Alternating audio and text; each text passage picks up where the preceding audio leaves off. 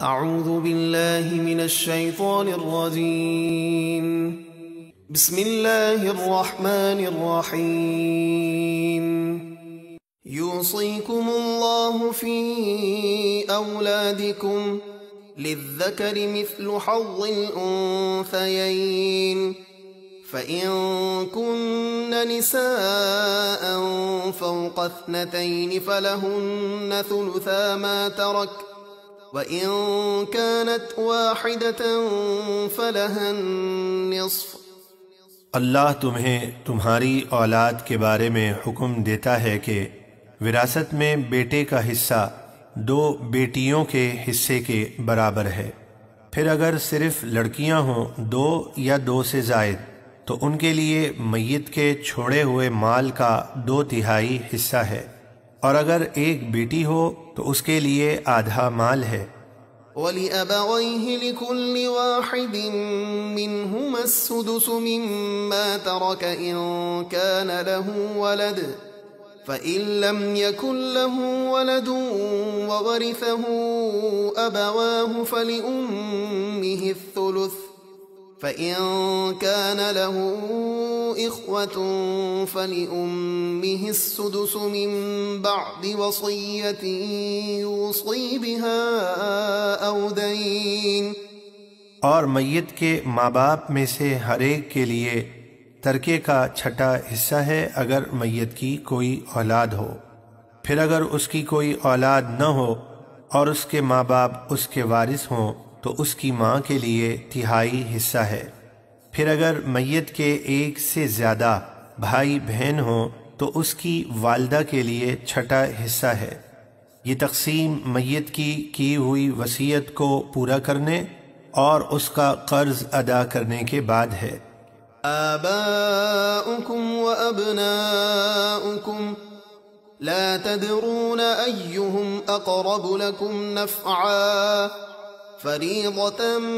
من اللہ ان اللہ کان علیما حکیما۔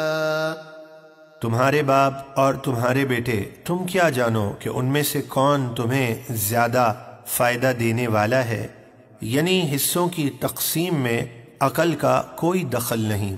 یہ حصہ اللہ کی طرف سے مقرر کیا ہوا ہے، بے شک اللہ خوب جاننے والا بڑی حکمت والا ہے۔ وَلَكُمْ نِصْفُ مَا تَرَكَ أَزْوَاجُكُمْ إِن لَّمْ يَكُن لَّهُنَّ وَلَدٌ فَإِن كَانَ لَهُنَّ وَلَدٌ فَلَكُمُ الرُّبُعُ مِمَّا تَرَكْنَ مِن بَعْدِ وَصِيَّةٍ يُوصِينَ بِهَا أَوْ دَيْنٍ۔ اور اگر تمہاری بیویوں کی اولاد نہ ہو تو جو مال وہ چھوڑ جائیں اس کا آدھا تمہارے لیے ہے، اور اگر ان کی اولاد ہو تو تمہارے لیے ان کے چھوڑے ہوئے مال کا 1/4 حصہ ہے۔ یہ تقسیم ان کی ہوئی وصیت پوری کرنے اور ان کا قرض ادا کرنے کے بعد ہے۔ وَلَهُنَّ الرُّبُعُ مِمَّا تَرَكْتُمْ إِن لَّمْ يَكُن لَّكُمْ وَلَدٌ فَإِن كَانَ لَكُمْ وَلَدٌ فَلَهُنَّ الثُّمُنُ مِمَّا تَرَكْتُم مِّن بَعْدِ وَصِيَّةٍ تُوصُونَ بِهَا أَوْ دَيْنٍ۔ اگر تمہاری کوئی اولاد نہ ہو تو تمہاری بیویوں کے لیے تمہارے چھوڑے ہوئے مال سے 1/4 حصہ ہے، پھر اگر تمہاری کوئی اولاد ہو تو تمہارے چھوڑے ہوئے مال میں سے ان کے لیے 8واں حصہ ہے، تمہاری کی ہوئی وصیت کو پورا کرنے اور قرض ادا کرنے کے بعد۔ وَإِن كَانَ رَجُلٌ يُورَثُ كَلَالَةً أَوِ امْرَأَةٌ وَلَهُ أَخٌ أَوْ أُخْتٌ فَلِكُلِّ وَاحِدٍ مِّنْهُمَا السُّدُسُ فَإِن كَانُوا أَكْثَرَ مِن ذَلِكَ فَهُمْ شُرَكَاءُ فِي الثُّلُثِ مِن بَعْدِ وَصِيَّةٍ يُوصَى بِهَا أَوْ دَيْنٍ غَيْرَ مُضَارٍّ وَصِيَّةً مِّنَ اللَّهِ وَاللَّهُ عَلِيمٌ حَلِيمٌ۔ اور اگر کسی ایسے مرد یا عورت کا ترکہ تقسیم ہوتا ہو جس نے ماں باپ اولاد کچھ نہ چھوڑے اور ماں کی طرف سے اس کا بھائی یا بہن ہے تو ان دونوں میں سے ہر ایک کے لیے چھٹا حصہ ہے۔ پھر اگر وہ بہن بھائی ایک سے زیادہ ہوں تو وہ سب تہائی حصے میں شریک ہیں میت کی وصیت کو پوری کرنے اور قرض ادا کرنے کے بعد، جبکہ اس نے وصیت میں کسی کو نقصان نہ پہنچایا ہو، یعنی خلاف شرع وصیت کو پورا نہیں کیا جائے گا۔ یہ اللہ کا حکم ہے اور اللہ خوب جاننے والا نہایت حلم والا ہے۔ تلك حدود اللہ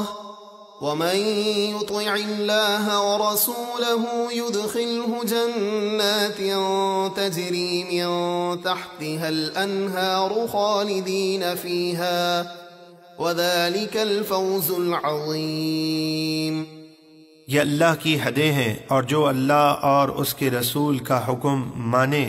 اللہ اسے ایسے باغوں میں داخل کرے گا